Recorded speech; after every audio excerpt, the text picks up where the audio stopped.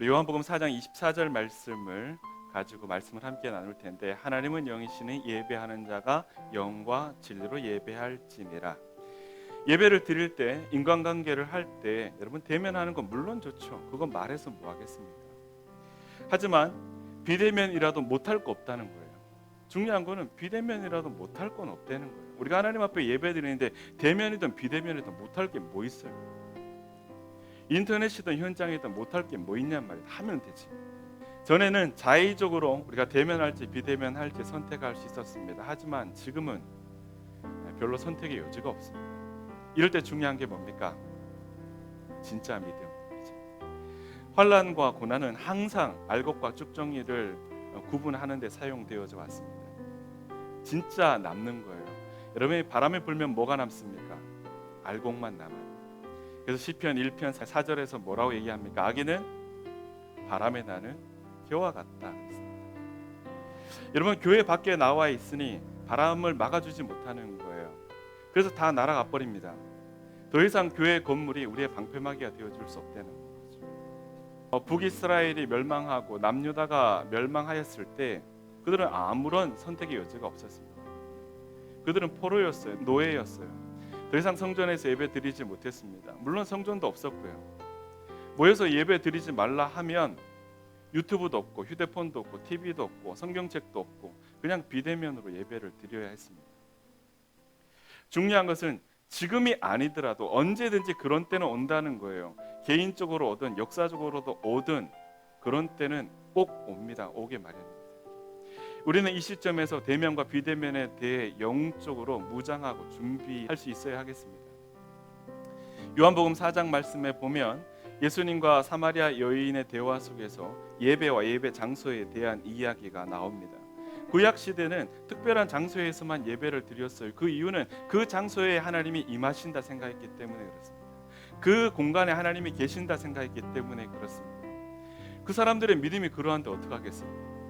그런데 예수님께서는 사마리아 여인과 대화 속에서 하나님은 어느 곳에서나 계시며 또 우리는 어느 곳에서나 예배 드릴 수 있고 그 예배 드리는 공간은 제한되지 않는다라고 우리에게 말씀해 주고 계십니다. 전에는 몰랐어요. 네, 모를 수 있어요.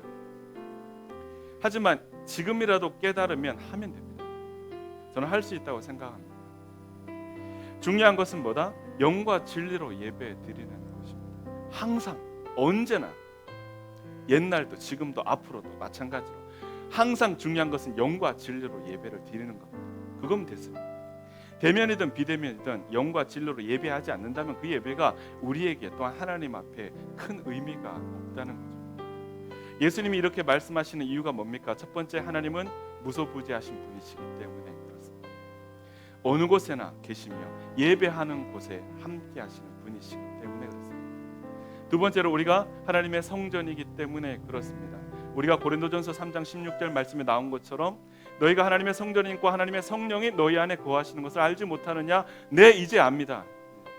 네, 이제 압니다. 하나님의 성령이 우리 안에 계심으로 우리가 주님의 성전이 됨을 압니다. 우리는 우리 안에서 우리 예배를 받으시는 주님을 바라봅니다. 이제 우리에게 중요한 것은 하나님과의 대면입니다. 교회 안에서 대면하면 그리고 예배를 드리면 좋죠. 당연히 좋죠. 근데 그러지 못할 수도 있어요. 여러분, 그건 괜찮아요. 그런데 교회 안에서든 교회 밖에서든 하나님과의 비대면은 안 괜찮아요. 그건 안 괜찮아요. 교회 안에 있든 교회 밖에 있든 하나님과는 항상 대면이 되어야 하겠습니다. 여러분, 믿으십니까? 우리에게 가장 중요한 것은 바로 이겁니다.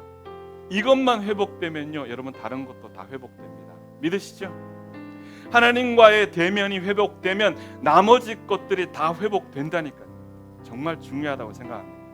항상 문제는 하나님이 당신의 얼굴을 가리시는 것이 문제였고 내가 하나님의 얼굴을 볼 수 없는 게 문제였습니다. 그게 제일 무서운 것이었고 두려운 것이었어요. 모세를 성경은 어떻게 소개하고 있습니까? 신명기 34장 말씀에 보면 모세는 하나님과 대면하여 알았던 자라고 말하고 있습니다. 하나님의 얼굴을 봤고 하나님도 기꺼이 모세에게 당신의 얼굴을 보여주셨다 하시는 겁니다. 다윗은 날마다 무엇을 구했습니까?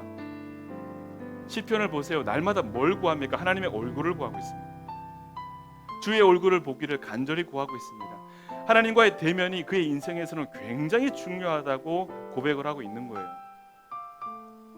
아침에 깰 때마다 주님 보고 싶대요. 눈 떠서 주님의 얼굴 보고 싶대요. 그게 다윗의 고백이었습니다. 다윗이 제일 무서워한 게 뭔지 아세요? 원수가 아니에요.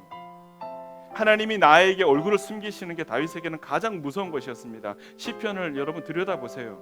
주의 얼굴을 숨기지 마십시오. 가리지 마십시오. 제발 피하지 말아 주십시오. 이렇게 계속해서 고백을 하고 있습니다. 여러분, 오늘날 우리에게 가장 중요한 것은 현장과 온라인, 대면과 비대면 아닙니다. 하나님이 계신 곳이 현장, 그리고 하나님과 대면하는 것이 예배입니다. 믿으시길 바랍니다. 어떤 상황 속에서도 하나님과의 대면으로 진정한 예배자들이 되시기를 주님의 이름으로 축복합니다.